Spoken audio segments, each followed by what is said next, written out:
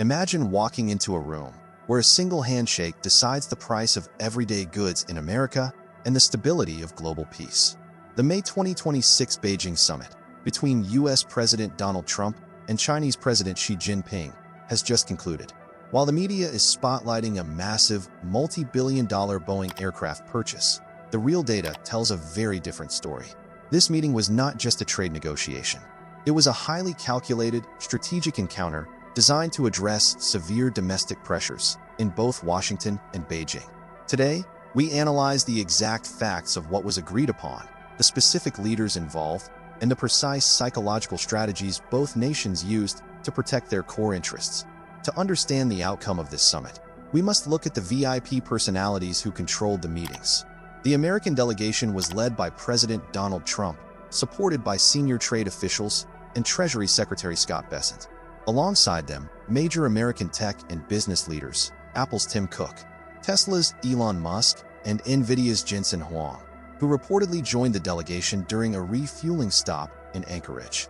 The Chinese delegation was led by President Xi Jinping, joined by Chinese Premier Li Qiang and the top economic planners of the Chinese Communist Party. Donald Trump's primary motive was driven by immediate domestic and economic factors. Facing intense pressure to deliver tangible economic victories to American voters ahead of the upcoming midterm elections, Trump needed a high-profile, high-dollar agreement to showcase his negotiation strategy. Upon his departure from Beijing, Trump told reporters aboard Air Force One that China had agreed to purchase 200 American-made Boeing planes powered by General Electric engines, with a potential signal of interest for up to 750 total aircraft. While neither Beijing nor Boeing immediately issued an official confirmation of these exact numbers, the announcement alone gave Trump a highly visible victory for U.S. manufacturing and labor.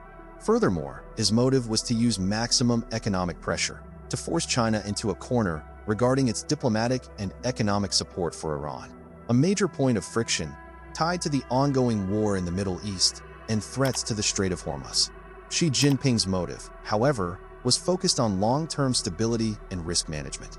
China's economy has been facing structural slowdowns and a full-scale escalation of tariffs with the United States, which reached extreme heights over the past year, would severely damage Chinese manufacturing. Xi's primary goal was to buy time and maintain the existing tariff truce that pauses the trade war. By offering the potential Boeing contract and expressing interest in American agricultural products like soybeans alongside energy commitments, China effectively neutralized the immediate threat of new U.S. tariffs without making any permanent concessions on its long-term geopolitical goals, such as its strategic ambitions regarding Taiwan or its independent foreign policy in the Middle East. This brings us to the core psychological frameworks of both leadership teams. Donald Trump operates on transactional psychology. In this mindset, international relations are viewed strictly as a series of business deals, where success is measured by immediate, quantifiable gains like trade deficit numbers or job creation stats. The U.S. strategy relies heavily on a psychological concept called Brinkmanship, creating a high-stakes, unpredictable environment, such as threatening devastating economic measures to make the opponent believe that a total trade breakdown is imminent, thereby forcing them to compromise out of fear of economic loss. Neither side truly trusted the other. They simply needed time. Conversely, Xi Jinping and the Chinese leadership utilized a psychological strategy rooted in strategic patience and the preservation of national faith. In Chinese political psychology, visibly surrendering to foreign pressure is unacceptable as it damages domestic political legitimacy. Therefore, China used a counter-strategy of psychological accommodation. They understood Trump's transactional nature and purposefully gave him the exact economic data points he could present as a domestic victory. By doing this, China preserved its political dignity, avoided public humiliation, and kept its core sovereign interests completely intact. This dynamic created what policy analysts call the illusion of agreement. While both sides discussed major trade parameters and smiled for the cameras, they deliberately avoided the actual structural issues dividing the two nations. There were no binding agreements regarding the security crisis in Iran, and the core dispute over Taiwan's sovereignty was entirely bypassed, with Xi explicitly warning Trump that mishandling Taiwan could push relations down a dangerous path toward direct conflict. The summit established what Beijing officially calls a relationship of constructive strategic stability, which is essentially a tactical pause rather than a genuine resolution to the underlying geopolitical rivalry. The short-term effects of this summit are already visible in the global economy. Financial markets responded positively to the potential Boeing deal and the verbal commitments to scale up purchases of American agricultural and energy exports. Because businesses always prefer predictability over tariff threats. For ordinary citizens, this temporary truce prevents immediate spikes in consumer prices and keeps international shipping lanes running smoothly.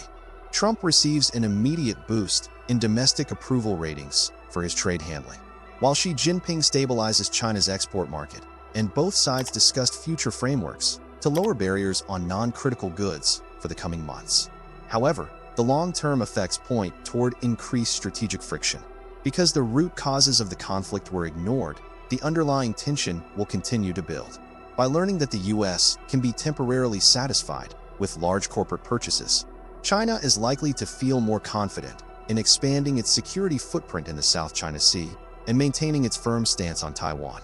The structural competition between a dominant superpower and a rising superpower remains completely unchanged, meaning a return to open trade friction is highly probable once the economic relief of this deal wears off and the current tariff truce timeline approaches its limit. Globally, the psychological impact on international media and foreign governments is deeply divided. Major international news outlets are analyzing this event with heavy skepticism, recognizing it as a tactical pause rather than a peace treaty. Among U.S. allies in the Asia-Pacific region, particularly Taiwan and Japan, the summit has created a psychological state of strategic anxiety. These nations closely observe U.S. actions and worry that Washington might prioritize short-term domestic economic deals over long-term security commitments in the region, leading them to reconsider their own defense strategies. When we evaluate the overall psychological balance of this event, we see distinct positive and negative outcomes. On the positive side, the summit proved that economic interdependence acts as a vital psychological brake. The fact that both economies are deeply intertwined forces even the most aggressive leaders to communicate and avoid direct military escalation, reducing the global fear of an unmanageable conflict. Reports even indicate that both sides used the meetings to discuss potential future cooperation and dialogues regarding artificial intelligence safety and risks. On the negative side, the summit reinforces a highly cynical psychological pattern in global politics. It signals to other nations that complex geopolitical crises, international laws, and security alignments can be reduced to simple financial transactions. This erodes long-term trust between nations, replacing stable diplomacy with a system based entirely on leverage, pressure, and short-term convenience.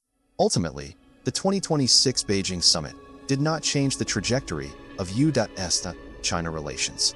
It confirmed that both empires are locked in a permanent competition. The trade war may have paused. The power struggle did not. This was not the end of the conflict. It was merely a strategic intermission. What do you think? Did Trump secure a massive win for American manufacturing? Or did China masterfully buy the time it needs to execute its long-term goals? Comment below, and don't forget to subscribe for more deep geopolitical and psychological analysis.